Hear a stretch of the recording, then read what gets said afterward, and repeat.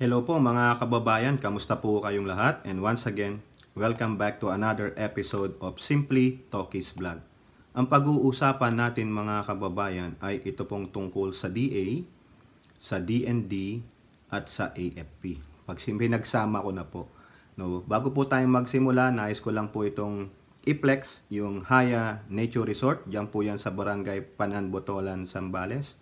For more details, puntahan nyo na lang po yung kanilang Facebook page. At shout out po sa mga kasamahan natin sa Nomads. Ganun na rin po, maraming salamat sa ating mga channel members at patuloy po kayong sumusuporta. Doon po sa mga nanonood sa ating mga video premiere, yung mga regular. Salamat po sa mga background lang na nanonood. Maraming salamat po at malaking tulong po kayo sa ating channel. At eto na nga po ang pag-uusapan natin. No, sinabi ko na po yan kanina sa DA, sa DND and AFP. Unahin po natin dito yung sa DA kasi mukhang may nang balljack po sa kanila mga kababayan. Dalawang senator po, no? At yung senator na yon ay yung si Idol ng Bayan. Yung sabi nila, Idol ng Bayan. Si Senator Rap Tulfo and Senator Cynthia Villar, no? Ito po ang sabi sa Manila Bulletin. DA told to give up, i-give up ninyo yung 50 million confidential funds intended to combat smuggling. O, ayan po. Meron palang 50 million confidential funds ang DA pero gusto pong ipabalik ng dalawang senador. O, ito po. Senators on Thursday, October 5th told officials of the Department of Agriculture to forgo the 50 million confidential funds allocated to the agency under the proposed 2024 national budget. Senator Cynthia Villar, chairperson of the Senate Committee on Agriculture, and Senator Rapi Tulfo, nandun na naman si Tulfo, no? Laging nandun tong epal na ito, no? Said the DA ought to surrender the 50 million funds with the DA, which the DA Undersecretary Domingo Panganiban said will be solely for enforcement and smuggling. 50 million? Wow. Really? Meron na ba kayo natagpuan na kayo mismo DA, na may mga nag-smuggling? Di ba alam ko, BOC yung nakakuha nun.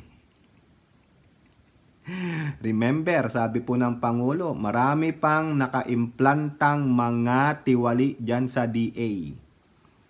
Sabi po ni Tulfo, please, surrender the money and just give it to other agency that needs it, like the Philippine Coast Guard. Bakit Philippine Coast Guard lang? Bakit hindi nyo palakasin yung AFP natin? Di ba? Hindi lang naman yung West Philippines yung kailangan. Oy, granting yan talaga, palakasin natin ng West Philippines. Palakasin nyo rin yung AFP natin dahil meron pa po tayong kaaway ng bayan, yung terorista dyan na si PPMPA NDF. Huwag nyo palaging idadahilan yung Coast Guard. Kasi kung talagang concern kayo sa Coast Guard, whether confidential or intelligence funds or not, if you are really want to give them a big budget, kayang-kaya nyong gawin. Di po ba? O sige, tanggalan nyo ng confidential fund yung DA if you are deemed necessary to remove it. Kung alam nyo naman na hindi nila ginagamit sa pag-tik-tik, sa pagsusurvey sa mga smuggling, then so be it. Di po ba? O, kailangan dito ipaliwanag maigi ng DA kung nararapat silang bigyan ng confidential fund. Di po ba? If you really need it, you really need the funds, you fight for it. Di po ba? You have to give a very viable reason, no, para makumbins itong mga senator na ito. Kasi ano na to domino effect na po ito nung naratiba, no, na sasabihin ko na parang nakainom po sila ng lemonade nung Makabayan Black, na they are assuming all these confidential funds are being used for malversation, for graft and corruption. Pero wala naman napatunayan ang Makabayan Black that the confidential fund was used for graft and corruption. Di po ba? So therefore, nag-domino effect na. Iniisip na lahat nitong mambabatas na, ay, may confidential fund kayo, tanggalin yan kasi baka gamitin nyo. Baka baka. Di po ba? Because of that assumption, baka. O, because who gave that narrative or assumption? The Makabayan Black. Di po ba? Baka naiinggit sila sa confidential fund. At bakit ngayon lang kayo nagngangaw-ngaw? The confidential funds already existed before Marcos administration. Di po ba? Dahil ba natakot kayo sa previous admins? Di wala pala kayong mga yagballs. Di ba? If you have the point na illegal nga yung confidential funds sa isang ahensya o to the multiple agencies, then you should have fight for it during the previous administration. Hindi, dito lang kayo nagngangaw-ngaw ngayon. Ibig sabihin, two-faced kayo. Di po ba? Yun lang yung take ko dyan. Di sana you have saved millions of pesos before during the previous administration or when it was started. Di po ba? Nag-start ba yan nung panahon ni Pinoy? O, di ba? Ba't di kayo nagngaw-ngaw? Nag-start ba yun nung panahon ni Gloria? Ba't di kayo nagngaw-ngaw? Bakit ngayon lang? Dahil, alam nyo na, because of your hatred, because of your political agenda. Yun lang yan.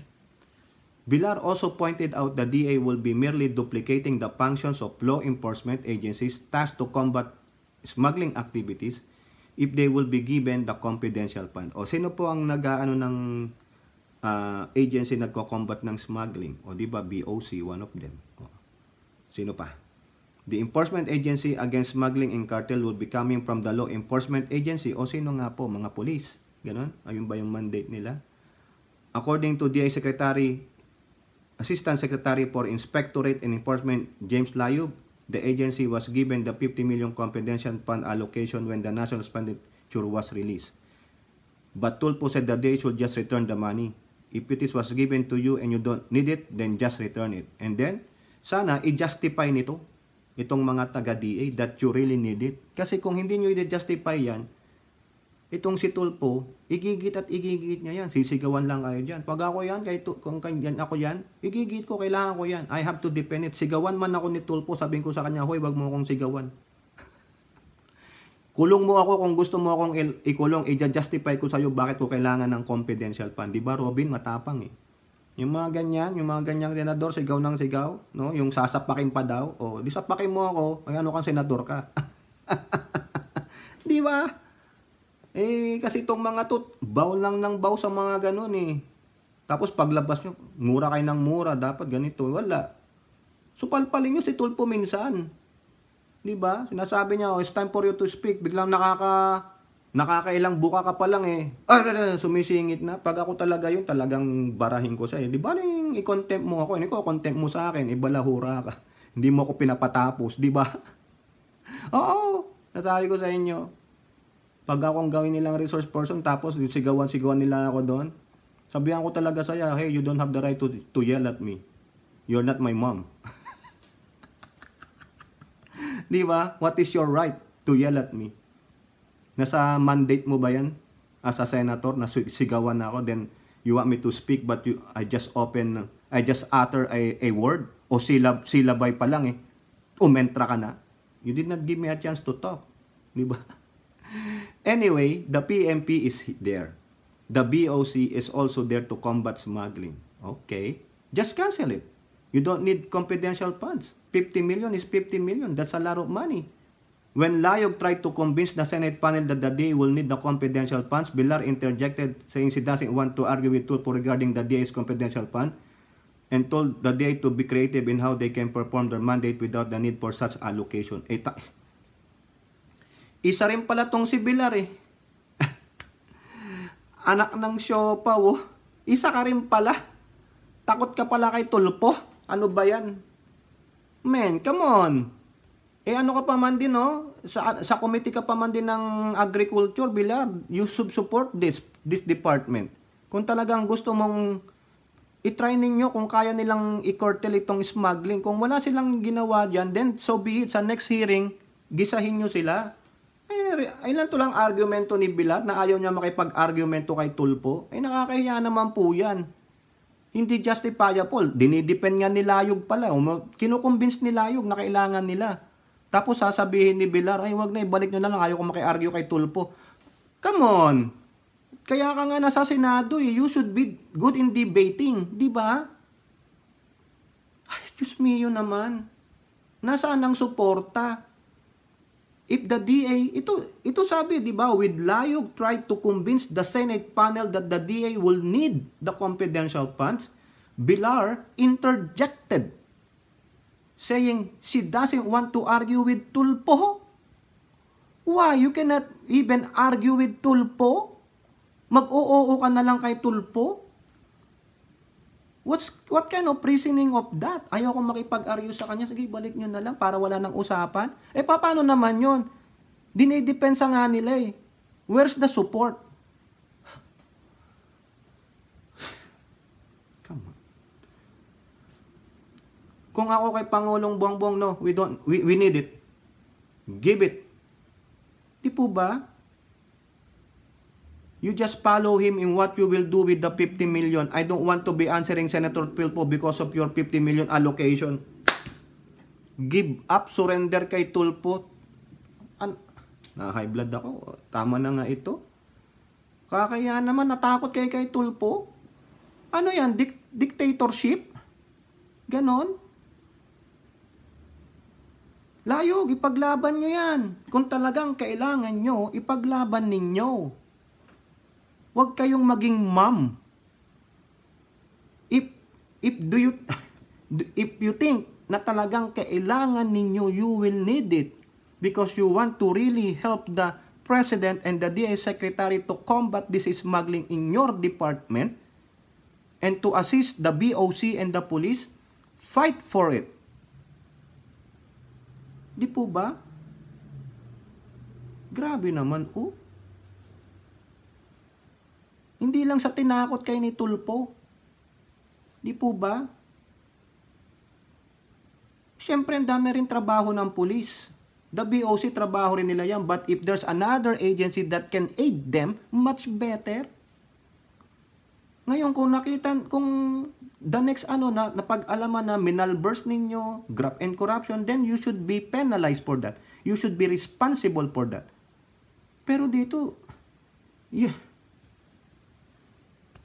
yung mismong komite o yung nag-handle ng committee ng agriculture just give up because she doesn't wanna argue with Tulfo? Because Tulfo is a dictator? No. Kung ako dyan, no, I'm not gonna give it up. I'll defend it. Alam nyo ba yung trabaho na ginagawa namin sa DA? Then, step down. Mag-secretary ka ng DA so you will know. Ikaw, Villar, mag-secretary ka ng DA so you will know. Di po ba? Kayo nga nag-i-aid in legislation eh. Why cannot then also aid the other agency to curtail, to totally dismantle this smuggling business? Ay, my golly. Pinakita naman sa inyo na gusto nga nilang gapiin yung smuggling, ayaw nyo. Anong meron doon, mga kababayan? Di po ba? They wanna help the other agencies. Ayaw? Ano yun? Parang lobbying? Ayaw mo ng tulong? Ay, hindi ko po maintindihan talaga mga kababayan. Anong meron utak tayo? May isa takot, yung isa diktador. Kung ako sa'yo, Layog, fight for it. Panganiban, fight for it. If you really need that money, and you will be held accountable for that, fight for it. Hell freezes over. Parang ganon. Fight for it. Diba? Kung talagang tama kayo, fight for it. Kung kailangan nyo, fight for it. Kaya nga sabi ko, maski na mag-freeze pa ang impyerno, hell freezes over. You just fight for it. Show them that you have the balls bigger than Tulfo.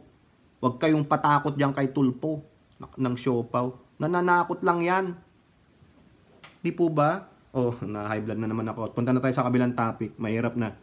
Ito po sa DND, sa Department of National Defense. Good news po ito.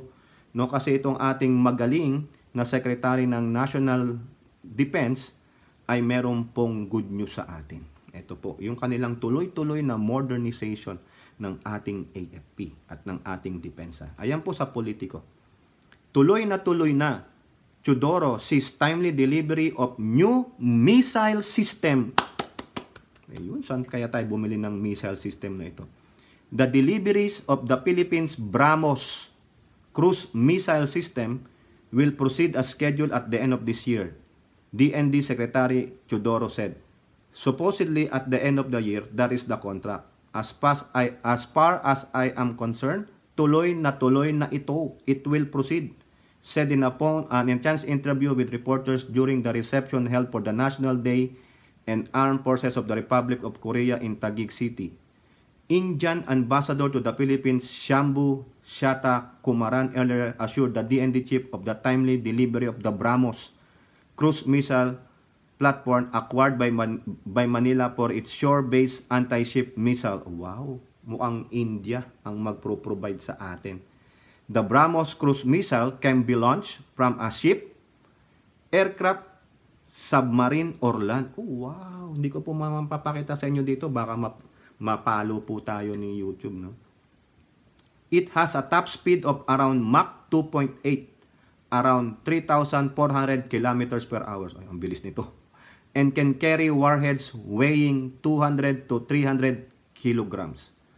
Former Defense Secretary Delphin Lorenzana and BrahMos Aerospace Director General Atul Dinkar Ranay signed the contract worth 18.9 billion pesos in a virtual ceremony at the DND headquarters in Camp Aguinaldo in January 2022.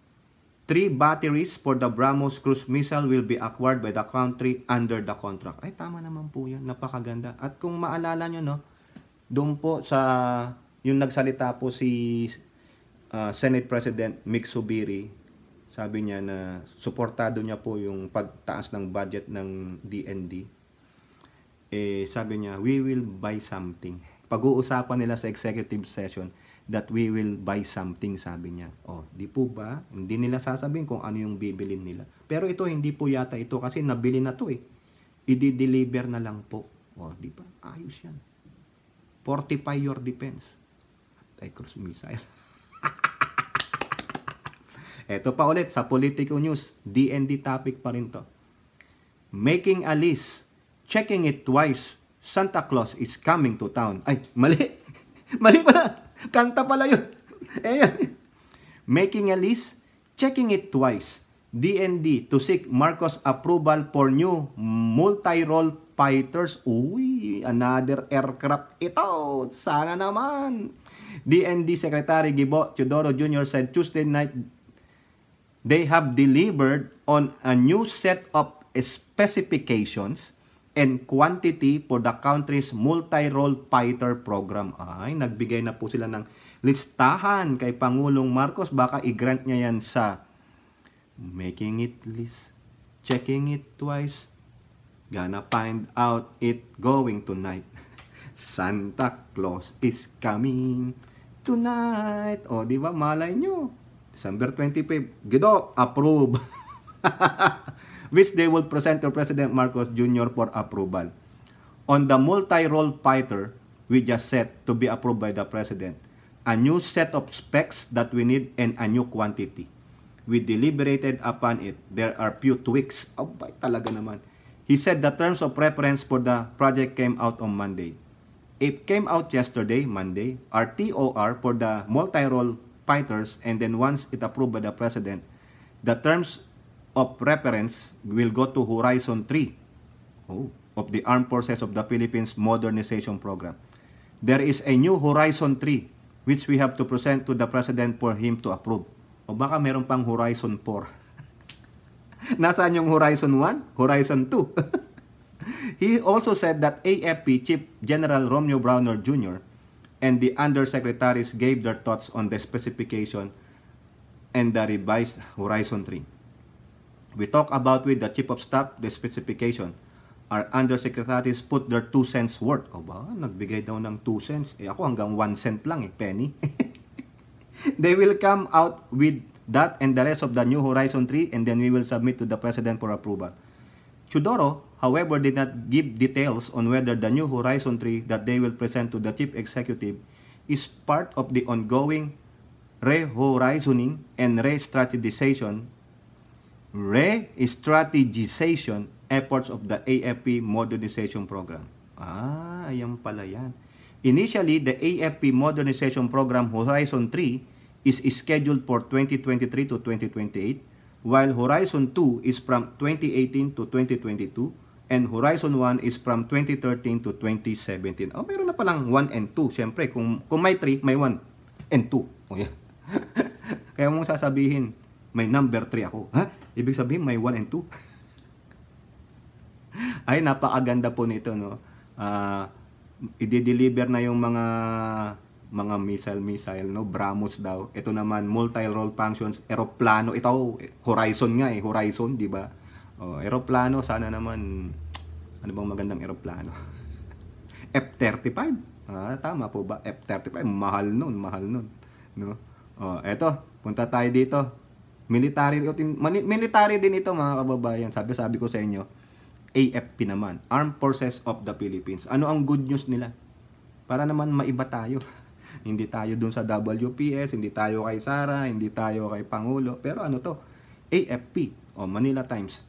Military, winning versus terrorism, insurgency. Manuel, hello. Brosas, hello. Castro, hello. Ito na oh. The military claimed on Wednesday that it had gained ground against terrorists who suffered defeat in battles across the country.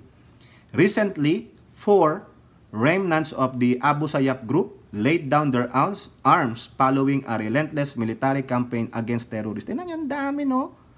May terrorists, may insurgents, sama-sama eh. Kaya dapat hindi lang West Philippine Sea ang i-fortify natin, palakasin natin, kundi pati na rin yung sa inland natin. Kasi dapat magapitong mga to eh. No? Kaso, anong statement dito ng Makabayan Black? Walay! Oh. Eto pa ang kaasaran ni Manuela.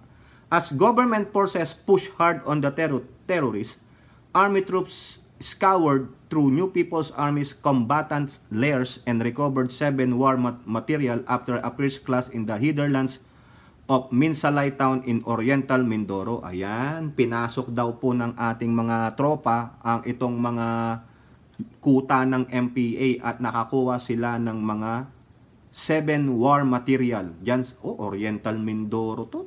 Kung saan-saan talaga tong mga ipis na ito, no? Government forces identified the ASG member with the alias James Juxin. Akala ko James Jekyll. Sorry naman. James Juxin Amin and Pugus. Recovered from the 4 caliber 50 barrel rifle, 2 Springfield M1 Garand rifles and M16 rifle and assorted ammunition. Ang tanong, sino nagsusupply sa mga ito? Di po ba? Sino ang mga delivery nitong mga to? Saan kinukuha? Sino ang financier ng siopa? Bakit kayo nasa Pilipinas? Di ba? Anong gagawin nyo sa Pilipinas? Ng siopa? The ASG fighter surrender was made possible to the efforts of Marine Battalion Landing Team 11, Naval Special Operations Units, Marine Battalion Landing Team 6. Ang dami sa 4 lang.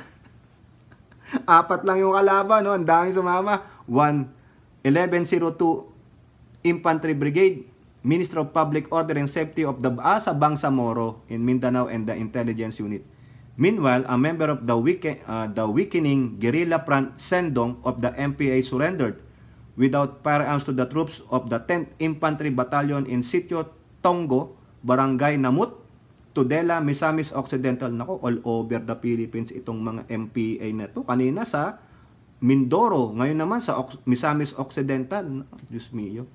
An MPA insurgent known only as Rain, husband of alias Jean, who also surrendered this year, yielded to authorities through negotiation by his family and relatives. O nga naman, kaysa na maging patabakan ng mga bulate. O, di ba? Whether bulate or white flag. Ayan. Major General Steve Crespillo, commander of Western Mindanao Command, said that the snowball of surrender exemplifies the positive result of the holistic approach employed by the military in adherence to Executive Order 70. Correct, tama yan. Ang galing ng Pangulo. Tingnan nyo, holistic approach. Hanggat maaring buhayin. Para pagbuhay, walang CHR. Pagbuhay, walang dakdak si Manuela, si Castro, at si Brosas, at si Hontiveros. Pero pag pinakain sa bulate, andyan na po sila kaagad. Didepensahan pa yung kinakain ng bulate kaysa doon sa nakatumba doon sa pagkain ng bulate. O yun. Ha? Ito po yung sabi ni Major General Crispillo. Rest assured that we will continue to employ the whole of nation approach to encourage our lost and deceived brothers and sisters to walk with us on the path toward lasting peace and development here in Mindanao. Correct. May battle awards po. Binigyan daw po ng mga battle awards tong ating mga katropa, no? So, good job. Saludo po sa inyo, mga sir, no? Continue, yung pangalagaan nyo ang ating safety, yung freedom ng mga peace-loving, no, Filipinos. Kaya nga sabi nila, freedom is not free. Because there are people like this, the uniform personnel, giving their lives for us to live freely and safely. O sana naman po sa mga kababayan nating mga Pilipino na nandiyan pa po sa bundok, mga kabataan mostly, iwagayway nyo na yung white flag. Pag ayaw ninyo, isa lang naman ang pupuntahan ninyo bulate. Pasensya naman po doon sa mga kumakain. Di po ba? Napakaganda niyan. We are winning. Kaya nga sabi ni Manuela, tanggalin na lang daw po yung NTF-ELCA. Kasi mawawala na ng purpose. Kasi sabi nila, isang grupo na lang ang natitirang ng mga teroristang MPA. Kaya tanggalin na yan. Yung pondo niyan ilipat na. Kayo po ba papayag kayo? Sa akin? Sasabihin ko kay Manuela, FU. Di ba? Pag tinanggal mo yan, kawawa po yung mga barangay. Ikaw, Manuela. No? Di ba nakikita ang devastation ng mga ipis na ito, ng mga CPP-MPA sa mga barangay na ini-infiltrate nila? Yung terror na nararamdaman ng mga nandoong nakatira sa barangay na yan, tatanggalan mo sila ng isang ahensya na tumutulong sa kanila, nagre-rehabilitate sa kanila. Tanggalan mo yan, magsisibalik yan. Yung mga terorista na yan. Meron pa rin sila dyan, yung mga hindi nga nasa bundok, pero yung mga, alam mo na, makibaka! Ibagsak! Ibagsak! Tingnan mo, ibagsak daw. Sino? Kayo? Diba? Yan po. Kala nyo yung mga ganyan, maski na wala sila sa bundok, sila naman ang to the ground. Kasi sila sa mountain to the ground. Pag nagapi yun, yung mga nasa ground, continuous infiltrating, recruit, balik dun. Ganun yan. Kaya dapat, wag nyong paniwalaan itong Makabayan Black na to. Wala nga silang statement. Tingnan nyo, nananalo ang military. Wala silang statement. Pero pag yung ang napatay, sasabihin, may human rights violation yan. Sige, ikasuhan natin ng military. Di ba tinitwist nila? Kita nyo, sino talaga ang may pagmamahal sa bayan? Makikita nyo Tapos yung iba, kinakampihan sila. Di ba? Siyempre, birds of the same feather. They flock together. So, yun po mga kababayan, hanggang dyan lang po tayo, no? At once again, shout out po lahat sa inyo and may God bless you all. So, comment down below and I'll see you on the next videos. Bye-bye. God bless.